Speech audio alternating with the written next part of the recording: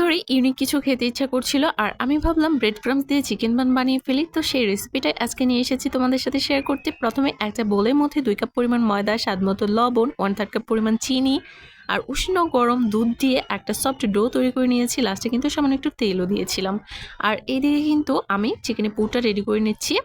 এখানে পেঁয়াজ কুচি দিয়েছি, তারপর পেঁয়াজটাকে খুব ভালোভাবে ভেজে এখানে লিকুইড দুধ দিয়েছি, সঙ্গে ময়দা সবকিছুকে একসাথে ভেজে নিয়েছি। তারপর কিন্তু চিকেনটাকে দিয়ে দিয়েছি।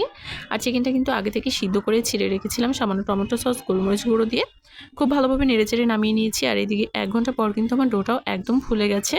সবগুলো লেচি কেটে মধ্যে চিকেনের পুরটা দিয়ে খুব ভালোভাবে সিল করে দিতে হবে। আর এখানে 35 মিনিট পর ডিমের কুসুমটা ব্রাশ করে দিয়েছি আর ওপর থেকে ব্রেড ক্রাম্বস দিয়ে দিচ্ছি। আর ব্রেড ক্রাম্বসটা দেওয়ার কারণে কিন্তু দেখতে অনেক বেশি সুন্দর লাগছে আর এটা খেতেও কিন্তু ভীষণই ভালো হয়েছে। মোটামুটি গ্যাসের চুলায় আমি এটাকে বেক করেছি 35 মিনিটের মতো। তারপরে কিন্তু আমার চিকেন বান একদম রেডি।